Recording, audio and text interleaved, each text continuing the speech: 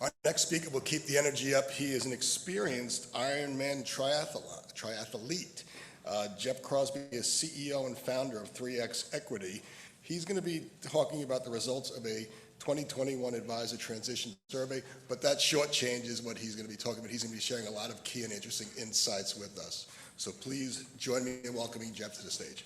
Thank you, appreciate it.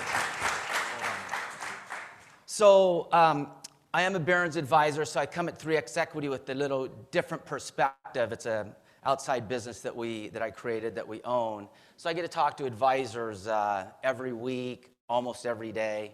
I run my own practice, so I really get a good feel for what advisors are saying in the industry. So what we did is we did this survey, sent out an email, correspondence. We worked hard at it to about 20,000 advisors or so that have transitioned the past 5 years. And we wanted to ask them several questions to learn about what the transition was like, why did they transition, et cetera. So that's what the survey is based on. And we got over 500 responses. So the data that I'm giving you is based on that information. So what I wanted to do is introduce a couple people from my team. Mark, where are you? Mark is the gentleman for 3X Equity that he helps put together our content for AdvisorHub TV, the Financial Advisor Show, and Advisors Moving. Lisa Johnston here, stand up Lisa, give him a wave. So she's pretty much the front end. She helps identify the advisors, what channel they want to what channel they're in, what channel they may want to go to, and then she puts them in front of one of us to talk to the advisor to determine what's best for them. So advisors come out to our site anonymously, so we're not an outbound service. So they give us their information anonymously, their revenue, their AUM, and we talk to them. That's how we get our leads. We get multiple leads from advisors coming to our site. So we try to be a consultant, rather than a recruiter. As was mentioned, I do Ironmans. I've done 24 of them. I've qualified for Hawaii 9 times, and so we get after it. Not really, but thank you. So, but we get after it. So, we talk about all these advisors and growing. You know what? If you don't have passion to grow, this is all for naught. You got to have passion for your client. You got to have passion for your business. You got to want to be able to grow, to be able to implement what several people have talked about today. And it doesn't matter what channel you're in. Pick any channel. If you're motivated to grow, you're going to be able to grow in that channel. So we get asked, what's it like to transition? And several of you know, speaking to the what, Tony, is it millions of advisors, that is sign in virtually, millions? So to those advisors, it's tough to move. You can get beat up. So I kind of equate, moving potentially, or for an advisor considering moving, getting inundated with these calls, a little bit like the start of an Ironman. And because oftentimes we'll get asked the question, what's it like to do an Ironman? What's the hardest part to do an Ironman? And it's typically the swim start. So you see me here, I'm there in spandex. Tony and I talked this past week. I don't know if you know or not, last Tuesday, Wall Street Journal had an article on how men are starting to wear spandex. Tony asked me about it. He says, hey, if he does an Ironman, can 3X Equity sponsor his spandex outfit, et cetera. So Tony, we'll talk more about that. But here's what advisors are thinking about what's going to happen when they open up the kimono to say, I might be considering leaving my broker-dealer or my firm. And it's kind of equivalent to the start of an Ironman. Hi, my name is Wes. Oops, let me go back here. Can you go back for me and hit that video? Can you do it for me? Hi, my name is Wes. Triathlon swim starts can be pretty brutal at times. I've always had the motto that you need to train the way you race. Hi, my name is Wes. Triathlon swim starts can be pretty brutal at times. I've always had the motto that you need to train the way you race. And that's why I'm trying to simulate what it's like in a race situation.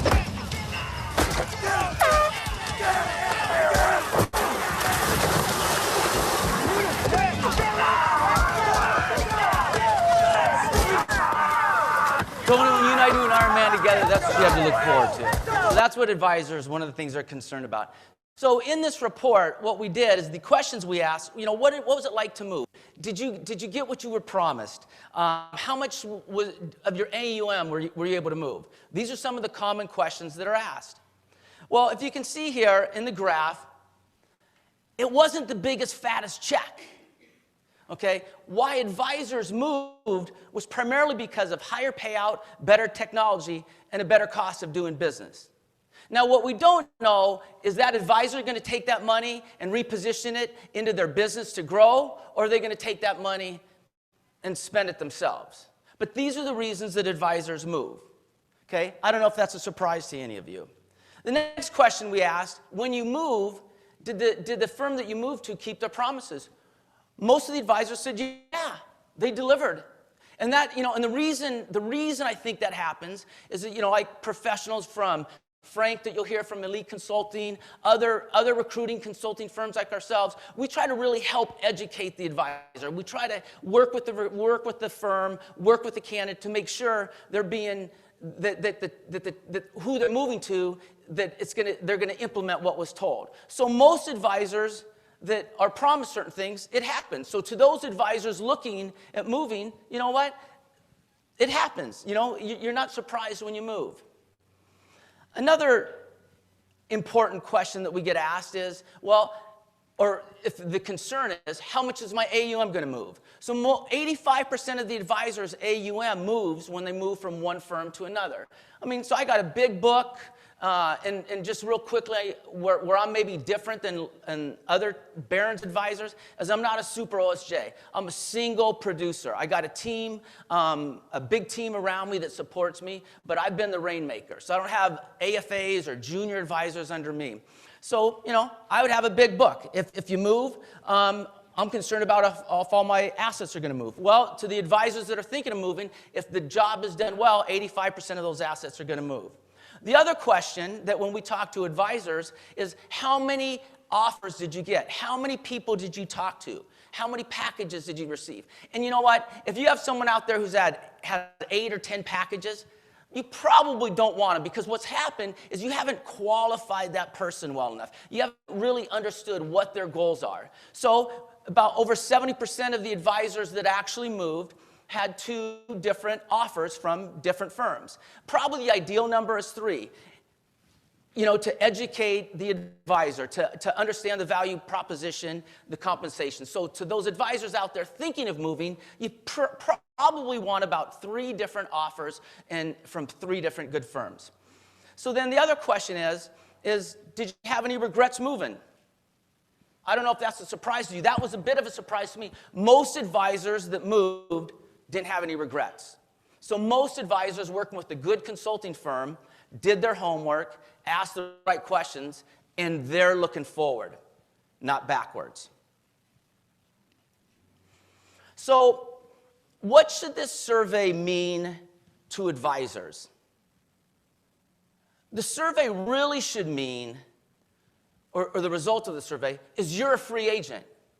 You've built your book, and you can move.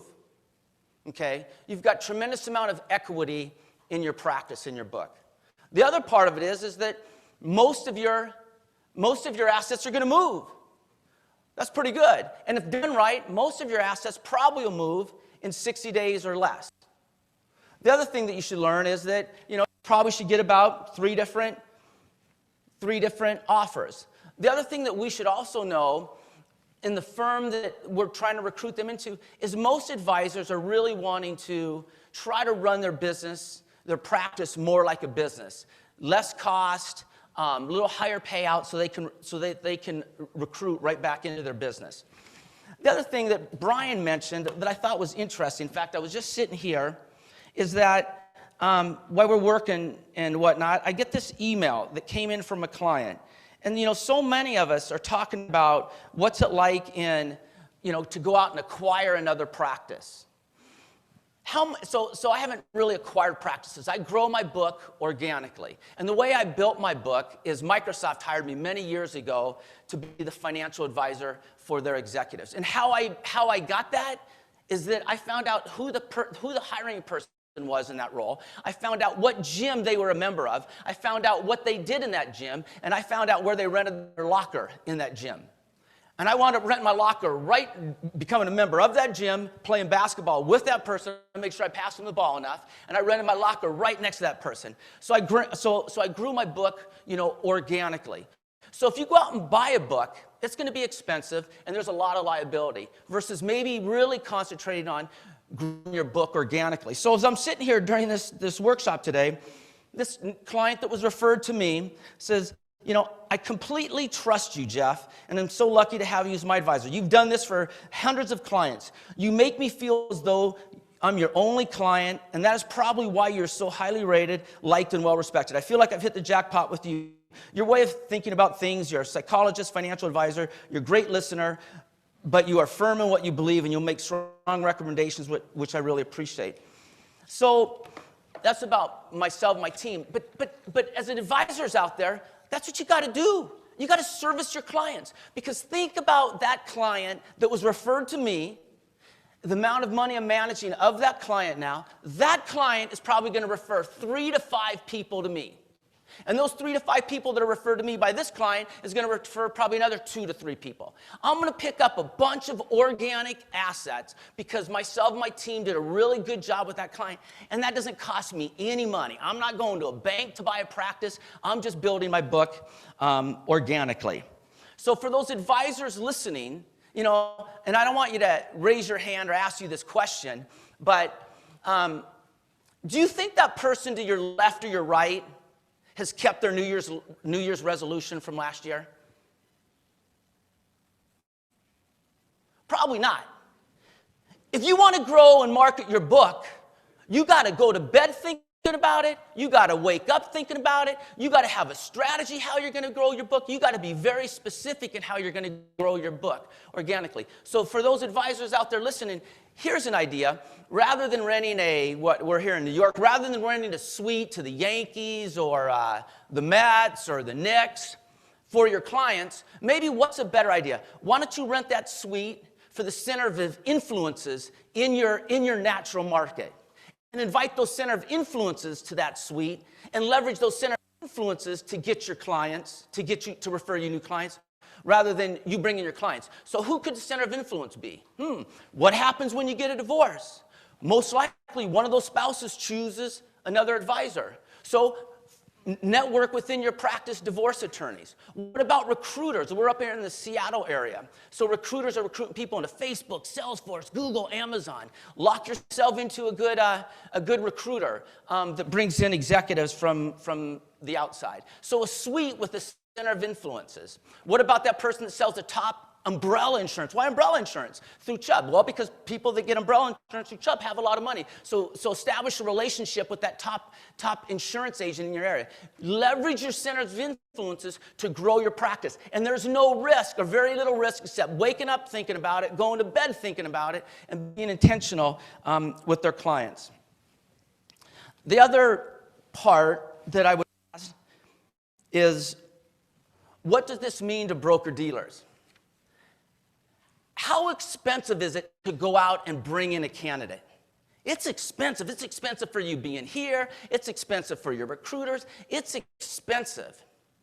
So why don't we take care of our own house and develop our advisors inside so we don't give them a reason to leave?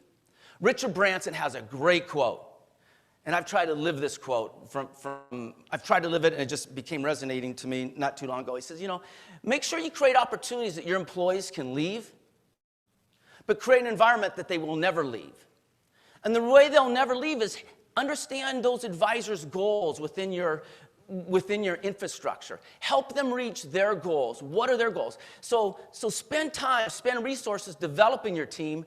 It's so much less costly than going out recruiting a new team. So develop your team in-house and then give yourself an ability to go recruit outside. So 2 years ago, we were talking about, as already mentioned, robo.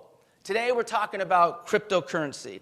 What are we going to be talking about going forward? So what's the next thing going forward? So I think that as we're thinking about it, the more that we can develop our advisors in-house, give them tools to work with, grow their business, it's going to help that broker-dealer. So again, for the advisors out there, what we do here at 3X Equity is we know the space really well. We try to be a consultant to you. And frankly, I try to encourage the advisor to oftentimes stay at their existing firm. I try to make the point that it's not better where they're going to. Maybe they should try to figure out how to stay at their firm, talk to their team, and because it's expensive to move, it's hard to move. But if you're one of those advisors that want to leave, that your existing firm doesn't meet your needs, then I feel like us at 3X Equity is an expert in the industry. There are others like Frank and at Elite Consulting and others, but we're one of them that can help you move from what we think is perhaps a better opportunity for you. We'd like to make that available to you. Okay, so thank you very much.